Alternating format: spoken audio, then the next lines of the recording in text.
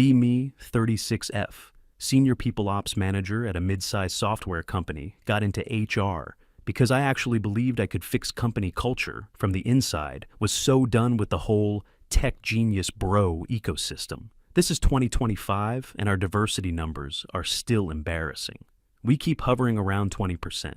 Women in technical roles, leadership posts, the same. We hear your feedback, update every quarter, nothing meaningful changes. I tell myself it has to be unconscious. Bias has to be, most hiring managers are men. They keep picking people who look like them, sound like them, grew up on the same hobbies, same jokes, same schools, same vibe. A self-recycling loop of mediocrity wearing a culture fit badge. Engineering is the worst offender, literal programmer stereotype. Petting zoo. 152 engineers, 139 men, 13 women.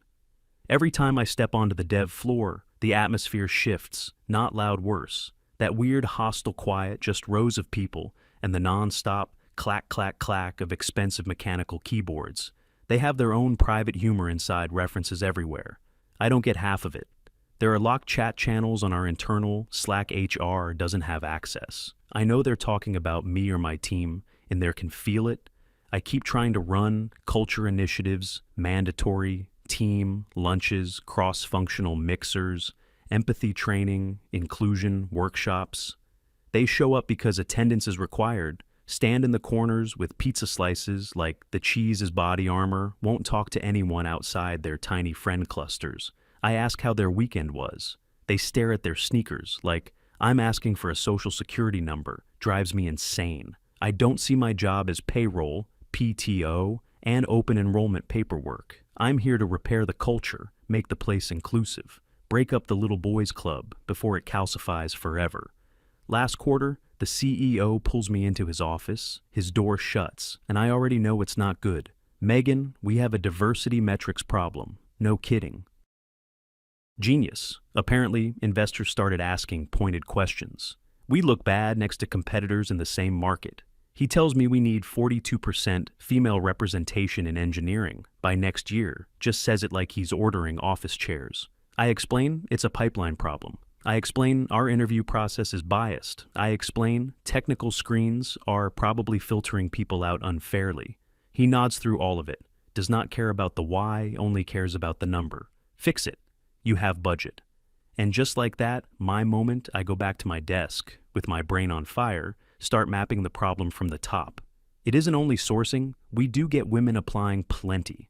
Actually, the problem is, they keep dying in technical interviews. Our senior engineers run the early screens. They say the same things every cycle, not technical enough. Didn't meet the bar, struggled on the whiteboard. I know what that translates to. Didn't laugh at my obscure Linux joke, didn't vibe with my specific flavor of nerd, didn't go to the same hyper-technical school. I worship bias with a lab coat, on unconscious. Bias is eating this company alive from the inside. So I decide to go. Nuclear, remove the humans from the first part of hiring. Entirely build an automated recruitment system. Project Fairline, an AI tool that screens resumes, runs the initial coding assessments, scores, candidates on aptitude and potential, and strips out bias markers before anyone sees them. No names, no profile photos, no college names, because Ivy guys hire Ivy guys. No graduation years. So we don't get age bias, just raw skill signals and psychological compatibility markers. I pitch it to the CTO guy named Ronan, permanently exhausted. Looks like he hasn't had a full night of sleep since Obama's first term. He leans back, rubs his face, already tired of the conversation. Megan, hiring has nuance. An algorithm may miss context. I cut him off before he can finish. Humans miss context all the time. Ronan, humans are biased. Algorithms are math. If we train it correctly, it will be fairer than people. He pushes back, says, there are risks. Says recruiting data is messy. Says bad assumptions become bad outputs. I play the investor card works instantly. He folds like cheap lawn furniture. Fine. I'll assign 2 data people to support you. Just don't take down production systems. Deal? I get 2 junior developers assigned to me. Eli and Mason, honestly nice kids, also visibly terrified of me. I walk them through the plan. We are building a blind hiring engine. It needs to study thousands of profiles from successful developers. Find the traits that actually predict performance, then strip out gender-coded signals. Eli raises his hand like we're in high school. But if we train it on our current top engineers, won't it just learn to hire more of them? Smart question, good instinct. But I already have my answer loaded. Exactly why we clean the data first. We don't define success by output alone. We include collaboration, communication, adaptability. We mask resumes. We neutralize or penalize certain bro-coded terms. I say it with full confidence, like I absolutely know what I'm doing. We spend 3 months building the thing, and I am in the Jira board every single day writing user stories, like my life depends on it. As a candidate, I want to be evaluated on capability, not identity. As a recruiter, I want a standardized score free from interviewer bias. I make them add a sentiment analysis component. It reads cover letters, flags, growth mindset, language versus inflated ego language. I assume men tend to write more arrogant, self-promotional, copy figure that module will naturally filter out the toxic masculinity types.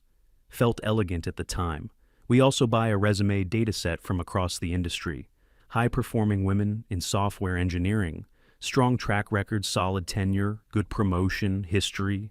I shove that data into the model on purpose, basically training. By example, like look, machine, this is what strong talent looks like. Learn this pattern. We end up naming the AI Minerva, goddess of wisdom. Felt dramatic and perfect the closer we get to launch. The more wired I become, running on caffeine and pure self-righteous momentum, I've already sold this to the board as the future of equitable hiring, no more biased gatekeepers, no more old boys, network in hoodies. Ronan stays skeptical the whole time, but to his credit, he mostly leaves me alone. Q, 3 hiring, sprint starts, we flip Minerva on 20 openings for senior back-end engineers. Normally, we'd get maybe 600 applications. HR screens around 120, engineering interviews, 45-ish, we hire maybe 6. If we're lucky, slow process, painful process, biased process. Minerva eats 2,700 applications in the first 24 hours. I sit there watching the dashboard like it's a live sports game. It's beautiful, passing candidates through skills, filters scoring, coding tests, analyzing anonymized GitHub repos, reading cover letters for emotional intelligence and collaboration. Signals, clean fast. Objective exactly what I thought we'd needed all along. I had a bottle of champagne hidden in my bottom desk drawer. For this, me and my assistant, Kara, are in my office staring at the dashboard like it's New Year's Eve. Minerva is set to spit out the top 50 candidates for final behavioral interviews. I specifically told the system the final pool has to be merit-based. But since I removed the bias, I'm expecting at least an even split, maybe 55-45 women. Honestly, maybe better, women usually put more effort into cover letters, progress, bar crawls, 95%, 98%, 100%, shortlist generated. At first, it's just candidate IDs, candidate 5174, candidate 9011, candidate 3328. I'm smiling, but my hands are shaking a little. Okay, I say, let's unmask them. Kara clicks the button, spreadsheet, refreshes names, populate demographics, populate. I start scanning Tyler Brandon, Eric Nathan, Luke, Aaron, Scroll, Sean, Zachary, Adam, Patrick, Connor, Scroll, Derek Scott, Jonathan Travis. My stomach just drops. I scroll all the way down. 50 names, 50 men. My office goes dead quiet. Kara looks at me like she doesn't want to be the one to say it. Is it broken? It has to be, I snap immediately. There's a bug, I call Eli and Mason. Right then, you two screwed up the waiting. They come into my office looking panicked as hell, like they're about to be executed. They pull up the config and logs. No, Megan, look, Eli says. The weights match what you approved. Empathy score 20%, collaboration, history, 15%, raw coding ability, 40%, same numbers. I signed off on, then why did it build me a frat house? I say. Eli starts hammering on the keyboard and digging into the model logs. Look at the empathy scores. He points at the screen. The selected men are scoring insanely high on the sentiment module. I grab one of the cover letters, Candidate 14. Brian reads like this polished, warm, consultant-ish nonsense. I see software engineering as a service discipline. My goal is to understand user pain points and reduce them through reliable, maintainable systems. It sounds perfect, literally sounds like what I told the AI to reward. See? Eli says he used words like service, understand, reduce pain. The model gave him 98 on empathy. He's gaming it, I say. He knows the buzzwords. Mason answers in that careful voice like he's defusing a bomb. The AI can't know intent. It only matches patterns. I'm furious. Scrap this batch. We are not showing the CEO a 100% male shortlist. He'll laugh me out of the building. I tell them to change the algorithm, lower the weight on technical skill immediately. Mason blinks. Megan. These are senior back-end roles. Eli adds very quietly. They kinda need to know Go and C++. I know that, Eli. We can teach syntax. We cannot teach attitude. I tell them to drop technical weight to 25%, raise community engagement plus soft skills to 40%.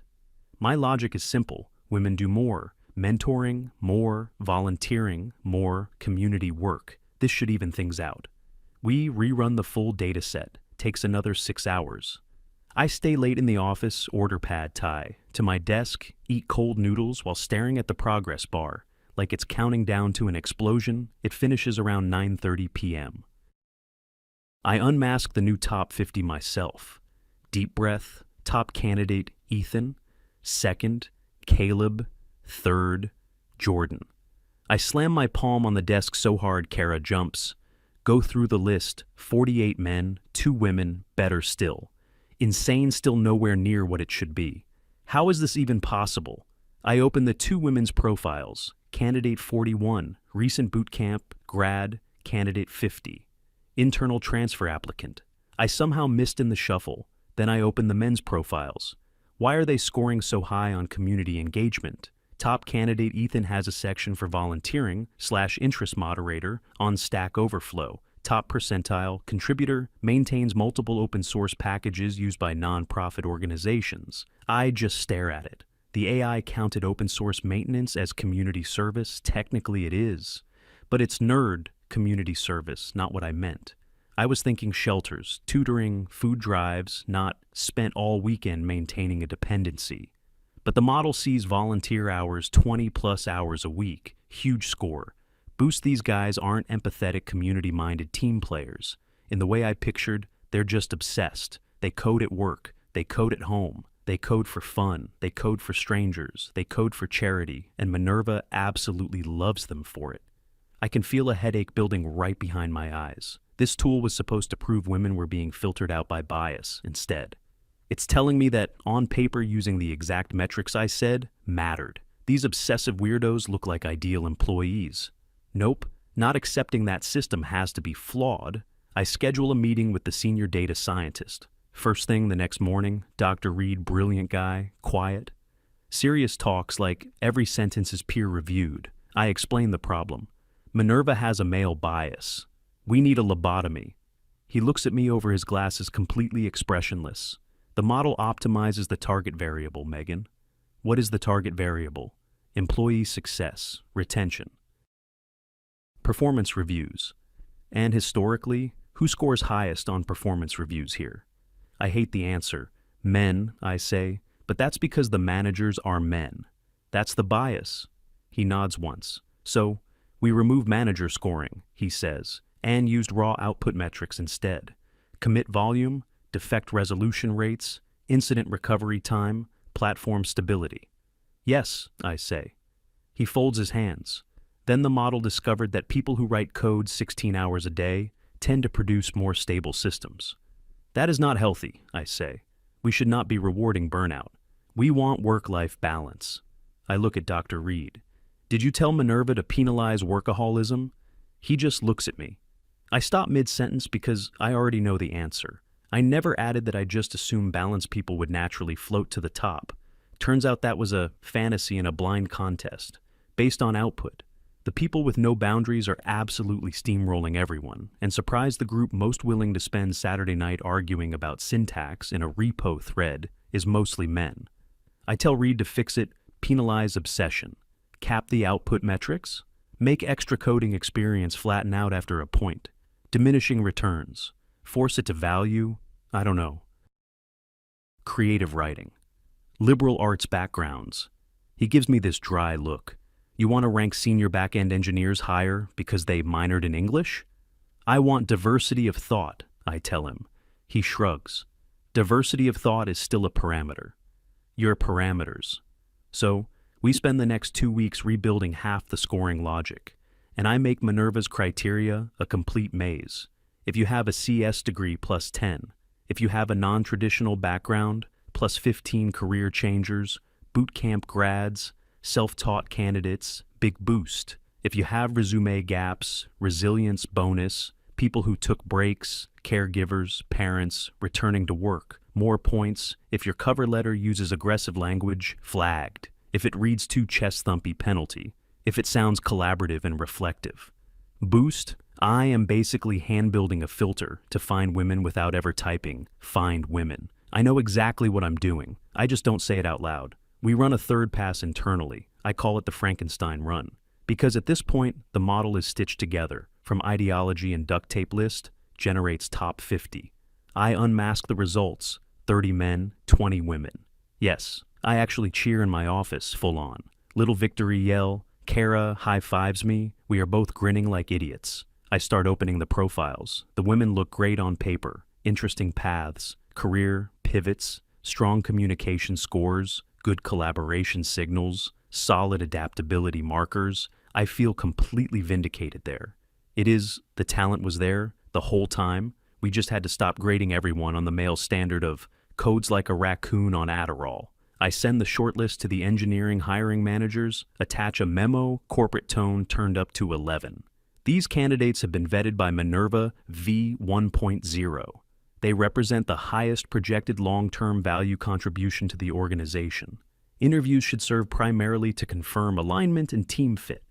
Basically me saying, don't screw this up. I sit back and wait for people to finally admit I was right. 1 week later, everything detonates. Engineering leads, start the interviews. My inbox explodes. Message from one manager, Megan, is this a prank? Message from another, candidate number 6 does not know what a pointer is. Third manager, candidate number 11 seems thoughtful, but tried to write a SQL query as pseudocode on the board. This is a senior role. Another one. I asked candidate number 23 about her GitHub work. She said she hasn't coded in months because she's focused on her ceramics Etsy shop. Minerva apparently counted that as entrepreneurial initiative. I can feel my face getting hot. Reading these, I go straight into defense mode. I jump into the Slack thread. You're gatekeeping. You're dismissing non-traditional strengths. Pottery demonstrates patience and attention to detail. Pseudocode can reflect strong architectural thinking. I am fighting for my life in that thread. Then Ronan comes to my desk and he looks pissed, which is rare. Guy is usually too tired to have visible emotions. But this time, his face actually has color in it. Megan, we cannot hire these candidates. You're rejecting them because they don't look like mini versions of you? I shoot back. No, he says. I'm rejecting them because our platform handles 50,000 requests per second. If someone merges bad code, we can lose millions. I do not care if they make pottery. That one stings, he keeps going. Could some of them grow into junior roles? Maybe. These are senior positions paying 190,000. We do not have time to teach fundamentals. He overrides me on the spot, kills my shortlist, throws out the Minerva recommendations for that hiring cycle, goes right back to the old process. Manager screens, referrals, network, hires the exact thing I was trying to eliminate. I am beyond angry, feels like sabotage, feels like they set me up to fail. So I decide, I'm going to prove him wrong anyway. I keep running Minerva quietly in the background, not officially just me and the model. I basically tell it, fine, show me the women who can code, like the men. I strip out the diversity bonuses, remove the resilience bump, remove the non-traditional background, advantage back to raw technical ability. But I add one weird constraint. identify female coding syntax patterns. I don't even know if that's a real thing. I'm just grasping at anything at that point. Minerva churns for days. I keep checking the dashboard like I'm waiting on biopsy results. Finally, it returns a list. 5 candidates, 5 women, absolute unicorn, profiles, insane scores. Elite technical performance, high leadership markers, high empathy markers. Basically everything I wanted. I start looking them up one by one. Candidate 1, principal engineer, at a big fintech total comp, around $430,000. We are not touching that. Candidate 2, founder/CTO of her own startup. Why would she come work for us? Candidate 3, based in Zurich, explicitly not open to relocation. Candidate 4, retired in her mid-30s after a crypto windfall. Good for her. Candidate 5 turns out to be a man named Kelly. In the UK gender, parser got confused by the name. I just sit there staring at the screen, and the panic finally starts turning into something worse: acceptance. The reality is ugly. The women who are that exceptional, the truly elite ones, are already taken. They are premium assets. Every serious company wants them. They have options: money, equity, remote setups, executive titles. We are a mid-tier SaaS company with okay benefits and a kombucha tap. We do not get first pick, we get leftovers. And the leftovers on the male side include socially awkward, hyper-obsessive, questionable hygiene geniuses who can code for 12 hours straight, keep production stable, and still fail. Eye contact in a one-on-one. The leftovers on the female side more often look like normal human beings, people with boundaries, people with lives, people who are not interested in grinding themselves into dust for a mid-market salary band. And the worst part, the part I really don't want to admit, is that my bias against the men wasn't actually about men. It was about people whose whole identity is code, and unfortunately that trait correlates pretty hard with keeping our servers online. I still refuse to quit, if anything. I get more stubborn. I go back to the CEO and tell him the engineering organization is being obstructionist, that they're rejecting qualified candidates to protect their culture and their boys' club. Maybe I lied to the CEO. Maybe I actually believed what I was saying, but I then honestly couldn't tell the difference anymore. He was sweating over the diversity numbers, investors still on his back. He says, fine, we do a pilot 3 hires. If they work out, Ronan can shut up about my process. I picked the top 3 women from my holistic shortlist. Nina, bootcamp grad, used to be a middle school teacher. Excellent communication scores. Elena, returning to work after time away. Strong project coordination background. Priya, art history degree, self-taught, Python, great adaptability markers. I bypass the technical screen entirely. Send offers. All 3 accept. I assign them to the most critical teams. Integration matters. I say. I schedule a welcome lunch. All the male engineers sit there in silence eating burritos. Same as always, I glare at them across the table. Be civil. My face says day 1 is fine. Awkward, but fine. Day 5, I find Nina crying in the bathroom. I rush in ready for war. What happened? Did someone say something? I am 1 sentence away from firing somebody. She shakes her head and keeps crying. No, I don't know what they're saying half the time. Everything is acronyms. I asked for help and they sent me documentation. It's like 500 pages. They want me to read it by tomorrow. My blood pressure spikes. They're setting you up to fail, I tell her. I'll handle it. I march straight to her team lead, big guy named Greg, permanent tired face. Greg, you need to mentor Nina. You can't just dump docs on her. He stares at me like I interrupted a fire drill. Megan, the documentation is the job. I read it. The other engineers read it. If she can't get through technical docs, she can't touch this code base. It's spaghetti from 2019. It's ugly. It's not friendly. Then make it friendly, I snap. He actually looks offended.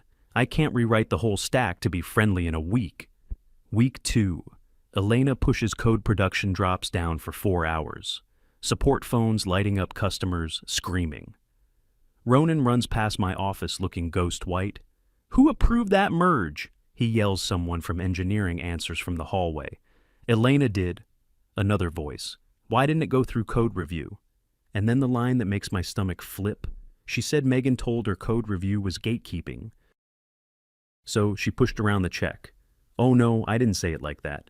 Not exactly. I said trust your instincts, don't let them intimidate you, don't let process be used to slow you down. Ronan fixes the issue himself, then storms into the CEO's office door, slams hard enough to shake the glass. I sit at my desk, staring at my sad little desk plant. Phone buzzes notification from Minerva. I left it running in the background, still mining the rejected pool for hidden gems. The alert title catches my eye. Unconscious bias. Detected in filtering logic. For a second, I think it's some breakthrough. I open the terminal. Minerva generated a report. It has been analyzing my manual interventions, line by line. Cold, clinical. Brutal user Megan consistently downgrades candidates with high technical obsession markers. Correlation analysis. High technical obsession correlates 0.88 with male gender markers. Correlation analysis. High technical obsession correlates 0.91 with historical performance outcomes. Conclusion. User is excluding high performers to achieve demographic balance. Warning. Projected result is 40% reduction in team velocity. I just sit there staring at it. The AI is calling me out in math, not even emotional about it, just numbers. It's telling me my diversity strategy became an anti-competent strategy. Not because women can't do the work, but because the tiny subset of humans willing to destroy their bodies and social lives for this exact job leans male. And if I optimize for balance, I'm also optimizing away the obsession, and the obsession is what keeps this place running, not in my stomach. I delete the report immediately. No way anyone sees that. Next morning, all hands meeting CEO looks grim. I actually feel a little jolt of hope. Think maybe he's finally about to clean house and fire the toxic leads. Then he starts talking. We're restructuring engineering operations. Still hopeful? We're rolling back the Minerva/Project Fairline, hiring initiative effective immediately. Room goes dead silent. You could hear the HVAC. We lost 2 major clients after last week's outage. Team velocity is down 30%. We need to prioritize stability. Ronan is taking full control of engineering hiring again. The engineers don't cheer. That would require public emotion. But you can feel the relief leave their bodies. Shoulders unclench. Hoodies go back up. Everyone settling back into their preferred habitat. Afterward, I get pulled into a meeting. HRVP. Is there, the phrase comes out, exactly how I feared. Megan, we appreciate your passion. Death sentence wording.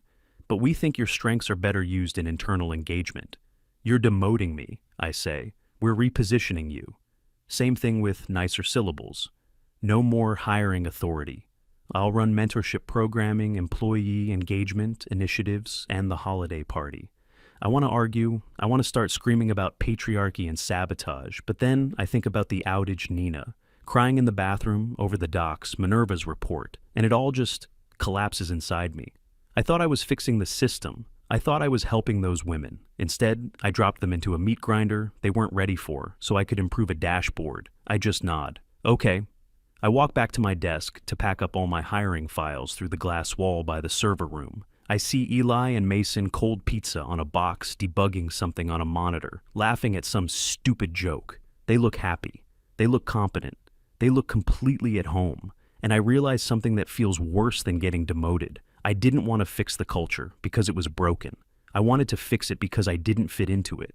And because I couldn't fit in, I tried to burn the whole thing down. I close the Minerva terminal, one last line, flashes before the window disappears. Process terminated, optimization failed. I go to the break room, sit alone in one of those beanbag chairs. Nobody over 25 should own. Open LinkedIn, turn on, open to work. Tell myself next time, maybe I stick to non-tech companies, places where empathy actually ships the product. Because here the code does not care if you're kind. It only cares if you're correct, and I was not. Few months later, still at the company. Now officially the party planner version of HR Christmas party coming up. I book a DJ overpriced catering open bar, try to turn it into some polished networking gala, mandatory attendance. Of course engineers show up, grab free food, immediately retreat to the corners like startled wildlife. DJ plays top 40 stuff, dance floor empty, except for sales. I spot Ronan in one corner talking to the same guys. I tried to get pushed out. They're animated, laughing, drawing on napkins. I walk past and catch part of the conversation. If we refactor that microservice in Go, we shave like 5 milliseconds off latency. Yeah, and then we can finally kill the legacy SQL wrapper. They're not talking about sports, not politics, not women. They're talking about system design at a holiday party. Because they love it, because for them, this is not just employment, it's identity. Nina quit, by the way, went back to teaching, emailed me later, saying she's happier now. Elena got let go. Priya stayed but moved to customer success, apparently doing great there. And eventually I had to admit what Project Fairline really was, me trying to force people who value life balance into a room full of people who value code above everything, then acting shocked when the code addicts won. I opened the Minerva repo, one last time on my laptop, stare at it for a minute, then delete it. The bias wasn't hatred. It was a preference for people willing to suffer for the machine, and most of those people happened to be men. I close the lid, sip my overpriced gin and tonic, watch a bunch of nerds sketch architecture diagrams on cocktail napkins. I'll probably never understand them, but at least the servers stay up.